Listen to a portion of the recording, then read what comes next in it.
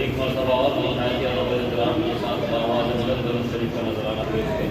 अल्लाहुम्मा सल्ली अला सय्यिदिना हबीबिना मुहम्मदिन व आलिहि वसल्लम सल्लु अलैहि सलातु व सलामु अलैका या रसूलल्लाह सल्लल्लाहु तआला अलैहि वसल्लम।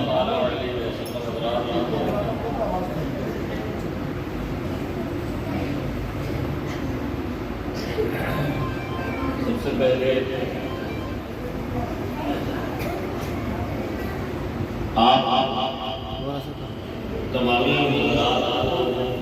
तमाम सामने वालों को, तमाम अमीरमंदों को, तमाम मुरीदीन, तमाम अहले वतन को आज के दिन ज़ुहरी याद करो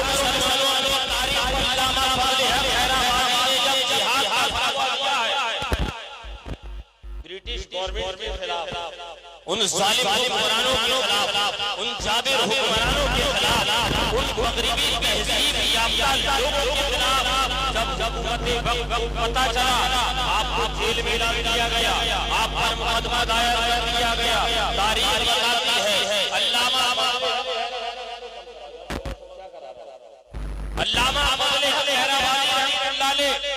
जब कोर्ट के कटघरे में खड़े हुए हैं, जजेस के पैनल के सामने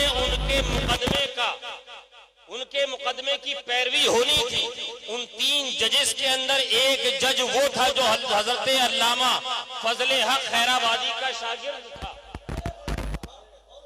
आप क्या समझते हैं मौलवी को कि मौलवी उसी का नाम है जो चटाई पर बैठे मौलवी के पास ज़ानुए अदब तय करने वाला जज की कुर्सी तक पहुंचता है। इन मदरसों में पढ़ने वाला हिंदुस्तान की सबसे बड़े पद राष्ट्रपति पद तक जाकर बैठता है, जिसे जमाना मिसाइल मैन अब्दुल कलाम के नाम से जानती है। इस मदरसे को ऐसे हल्के में मत लीजिएगा। अल्लामा फजले हक खैराबादी रहमतुल्लाह अलैह की बारगाह में ज़ानुए अदब तय करने वाले तालिबे इल्म ने जब शागिर्द ने जो बहैसियत जज वहां मौजूद है, उसने देखा है कि हुजूर अल्लामा फजले हक खैराबादी आज कटघरे में खड़े हैं। एक फतवे की वजह से वो हजरत अल्लामा फजले हक खैराबादी के पास आता है और अर्ज करता है, हुजूर मैं जानता हूँ आपकी रगों में किसका खून है, मैं जानता हूँ आप किस नबी का कलमा पढ़ते हैं, मुझे ये भी मालूम है आपने हजरत सैयदना इमाम हुसैन की तारीख को बहुत अच्छे से पढ़ा है। हमें मालूम है हमारी तारीख ये है कि दुश्मनों के खिलाफ, अदियान के खिलाफ, अदियाने बातिला के खिलाफ मैदान जिहाद में तो उतरा जाता है, सीने पे तीर तो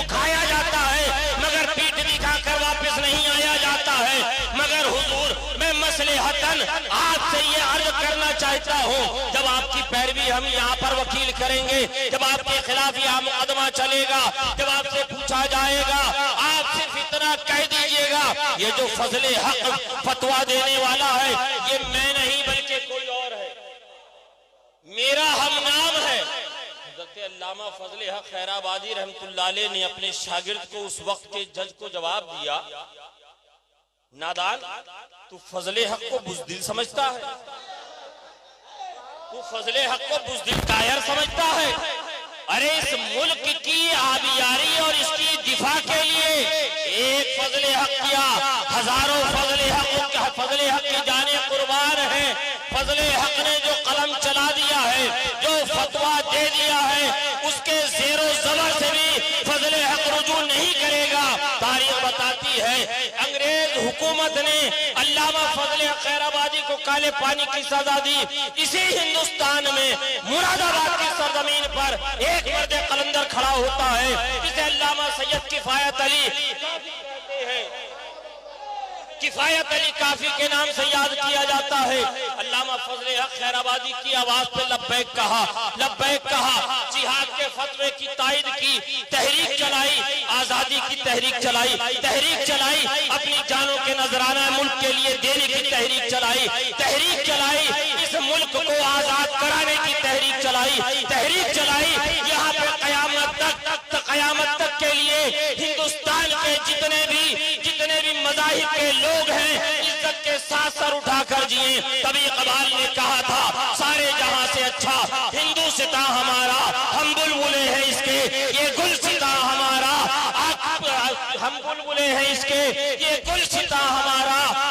और इकबाल ने कहा ईरान और मिस्र रूमा सब मिट गए यहाँ से, ईरान और मिस्र रूमा सब मिट गए यहाँ से, बाकी मगर है अब तक नामो निशा हमारा। कुछ बात है कि कुछ बात है कि हस्ती, कहिए सुभान अल्लाह, कुछ बात है कि हस्ती मिट्टी नहीं हमारी, कुछ बात है कि हस्ती मिट्टी नहीं हमारी। करबला के मैदान में 22,000 का यजीदियों का लश्कर है मिटाने आया था, मगर इकबाल ने कहा कुछ बात है कि हस्ती मिट्टी नहीं हमारी।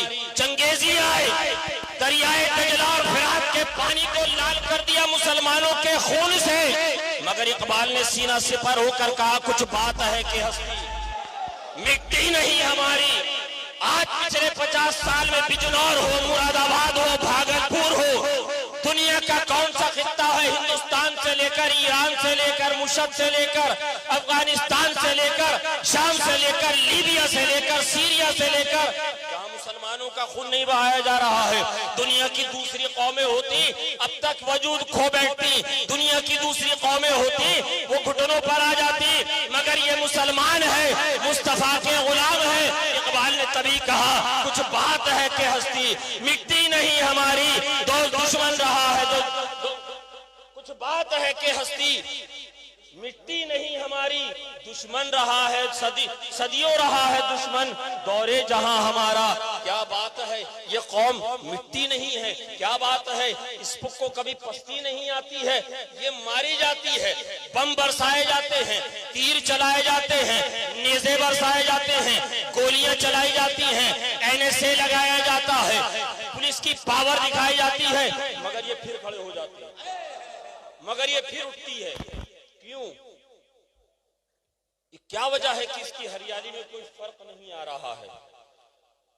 पता है हरियाली उसकी खतरे में आए, हरियाली उसकी खत्म होती है जिसको दुनियादार से हरियाली मिली। मुसलमानों को हरियाली दुनियादार से नहीं मिली है बल्कि गुंबद खजरा के गुंबद मीनार से मिली है।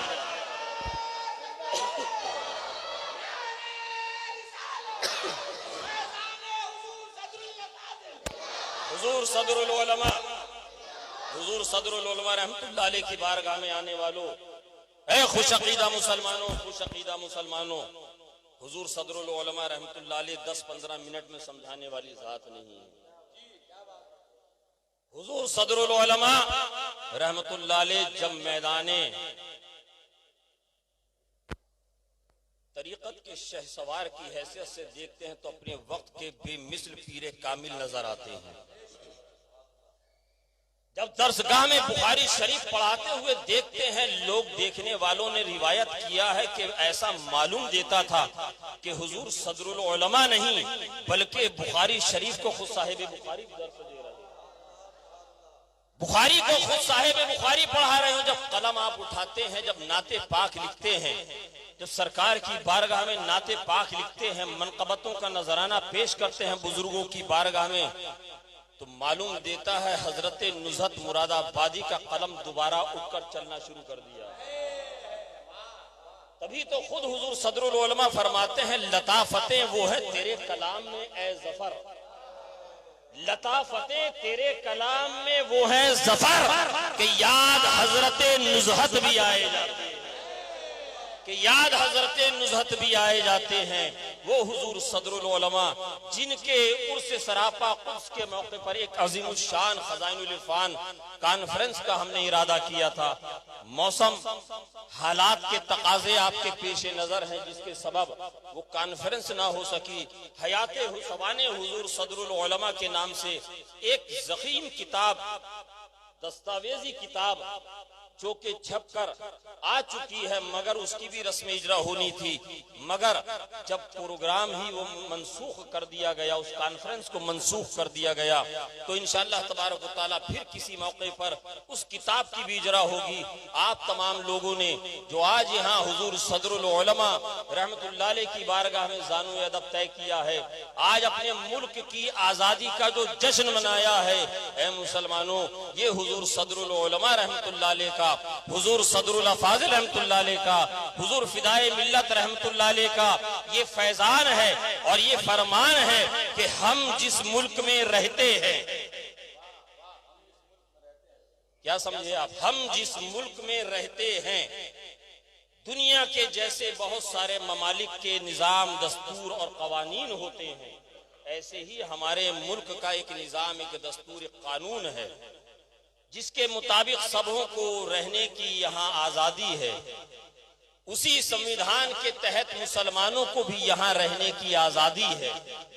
उसी संविधान ने हमें बताया है, बुजुर्गों ने हमें समझाया है कि उसी संविधान ने हमें यहाँ रहने के हुकूक फराहम किए हैं।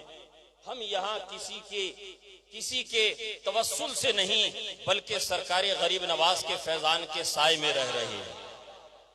हमें किसी से डरने सहमे रहने की जरूरत नहीं है, इसलिए कि यहाँ वतन की मोहब्बत, मुल्क की मोहब्बत हमारे सीनों में है। हमारे खून में मोहब्बत हुब्बुल वतनी खून बनकर हमारे जिस्मों में दौड़ती है। जब भी जरूरत पड़ी है इस मुल्क को, सबसे आगे हम ही नजर आए हैं, सबसे आगे हम ही नजर आए हैं। चाहे अब्दुल हमीद की शक्ल में हो, चाहे एपीजे अब्दुल कलाम की शक्ल में हो, चाहे वो हुजूर अल्लामा फजले हक खैराबादी की शक्ल में हो, चाहे सुल्तान टीपू की शक्ल में हो। इस मुल्क की तारीख से हमारे बाप को मिटाना गोया ऐसे ही है जैसे सूरज को चिराग दिखाने के बराबर है। अल्लाह तबारक व तआला हमें और आपको सही माने में हुजूर सदरुल उलमा रहमतुल्लाह अलैह से मोहब्बत की तौफीक अता फरमाए। कुल शरीफ का वक्त हो चुका है, 12:20 पर वैसाली कुल शरीफ का वक्त है। आइए हम और आप मिलकर बारगाहे हुजूर सदरुल उलमा में खिराज अकीदत पेश करते हैं और अपनी हाजिरी को लिखवाते हैं। अस्सलामु अलैकुम व रहमतुल्लाह।